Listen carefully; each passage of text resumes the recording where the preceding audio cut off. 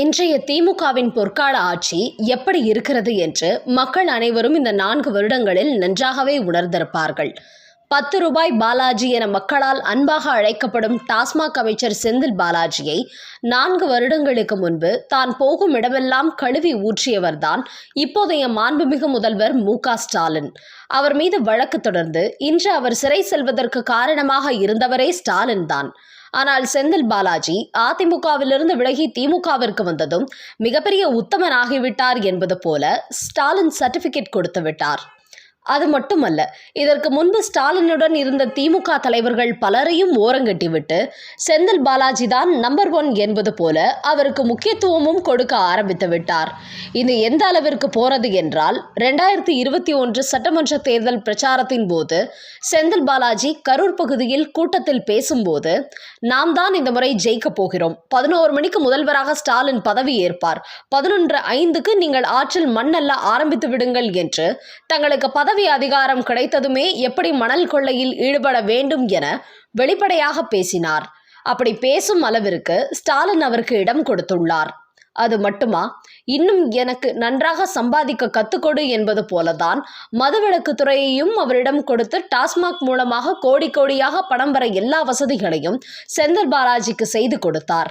ஆனால் விதி நீதிமன்ற உத்தரவு மூலமாக செந்தில் பாலாஜியை தூக்கி 1 வருடம் சிறையில் வைத்துவிட்டது. இந்த விஷயத்தை இப்போது சொல்வதற்கு காரணம் இருக்கிறது. புரட்சி தலைவர் எம்ஜிஆர் திமுகவிலிருந்து விலகி புதிதாக கட்சி ஆரம்பித்த பிறகு அவருடன் திமுகவை சேர்ந்தவர்களே நிறைய பேர் உடன் வந்தார்கள்.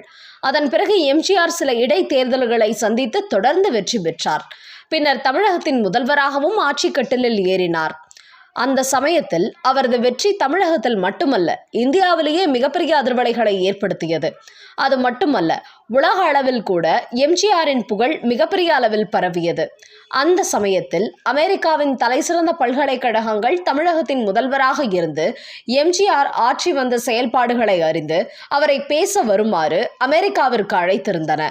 அந்த வகையில் அமெரிக்காவில் சிகாகோ, கலிபோர்னியா, பென்சில்வேனியா போன்ற பல்கலைக்கழகங்களின் அழைப்பின் பேரில் அமெரிக்காவுக்கு சென்றார் எம்ஜிஆர். அங்கே உள்ள தமிழ் சங்கங்களின் சார்பில் மட்டுமல்ல, பல அமெரிக்கர்களின் சார்பிலும் எம்ஜிஆருக்கு மிகப்பெரிய வரவேற்பு கொடுக்கப்பட்டது. அந்த சமயத்தில் எம்ஜிஆர் அங்கு இருந்தவர்களிடம் கேள்வி பதில் உரையாடல் நடத்திய போது தன்னுடைய எண்ணங்களை பகிர்ந்து கொண்டார் எம்ஜிஆர். அதை கேட்டால் நீங்கள் எல்லாம் சிலிர்த்து விடுவீர்கள். அப்படி என்ன பேசினார் தெரியுமா? எங்கள் கட்சி பதவிக்கு வந்தால் ஒரு நாளும் நீதியில் தலையிடாது, நிர்வாகம் ஒருபோதும் நீதியில் தலையிடக்கூடாது, நீதிதான் நிர்வாகத்தை ஆட்சி செய்ய வேண்டுமே தவிர நிர்வாகம் நீதியை அல்ல. வாட்டர்கேட் ஊழல் இங்கே நடைபெற்றது மாதிரி தமிழ்நாட்டிலும் ஊழல் ஏற்பட்டது. இது சம்பந்தமாக அப்போது திமுகவின் பொதுக்குழுவில் நான் பேசும்போது, நான் ஒரு தீர்மானத்தை கொண்டு வரப்போகிறேன். மக்கள் நம்மை சந்தேகிக்கிறார்கள். அந்த அளவிற்கு ஊழல் நிறைந்த அரசாக மாறிவிட்டது.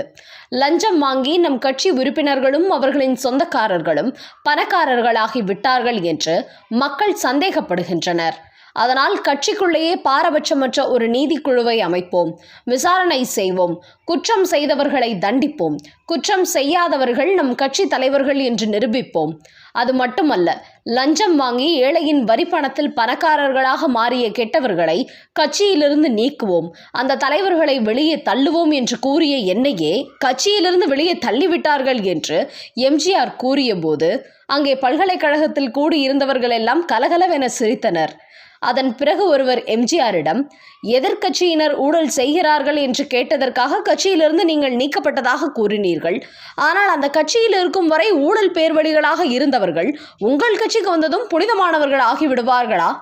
உதாரணத்திற்கு K.A. மதியழகன் எதிர்க்கட்சியிலிருந்து வந்துள்ளாரே, அது பற்றி சொல்லுங்கள் என்று ஒரு கிடுக்குப்பிடி கேள்வியை கேட்டார். அதற்கு பதிலளித்த எம்ஜிஆர், எங்கள் கட்சியில் அவர் சேர வந்தபோது சில நிபந்தனைகளை விதித்தோம், அதற்கு அவரும் கட்டுப்பட்டார். மேலும் அவருக்கு எந்த பொறுப்பும் தரவில்லை. உறுப்பினராக வந்தார், உறுப்பினராகவே போனார் என்று கூறினார். ஊழலற்ற அரசாங்கத்தை நீங்கள் எப்படி நிறுவ முடியும் என்று ஒரு கேள்வி அவரிடம் கேட்கப்பட்டது. அதற்கு பதிலளித்த எம்ஜிஆர், எந்த பதவிக்கு யாரை நியமித்தாலும் நியமனம் செய்வதற்கு முன்பு அவர் சம்பந்தமான விவகாரங்களை ஆராய ஒரு பாரபட்சமற்ற கமிஷனை நிறுவுவோம். அது ஒரு ஓய்வு பெற்ற நீதிபதியின் தலைமையில் இயங்கும். அவர்கள் மீது எவ்வித குற்றங்களும் இல்லை என நிரூபிக்கப்பட்ட பின்பு அவர்கள் பதவியில் நியமிக்கப்படுவார்கள். குற்றவாளி என சந்தேகம் இருக்குமானால் வழக்கு நீதிமன்றம் செல்லும். குறிப்பிட்ட நபர் குற்றவாளியானால் பதவி ஏற்புக்கு பதிலாக அவர் சிறை தண்டனைக்கு தள்ளப்படுவார். அதே போல அமைச்சர்களோ மக்களால் தேர்ந்தெடுக்கப்படும் உறுப்பினர்களோ தங்கள் வேலைகளை சரிவர செய்யாத போது வாக்களித்த மக்களுக்கு அவர்களை நீக்கும் உரிமை இருக்க வேண்டும் என்கிற திட்டத்தையும் வகுத்திருக்கிறோம். மக்கள் வரி பணத்தை, பொது பணத்தை சூறையாடும் கொடுமை இனியும் நடக்க அனுமதிக்க முடியாது. இது நிறுத்தப்பட வேண்டும்.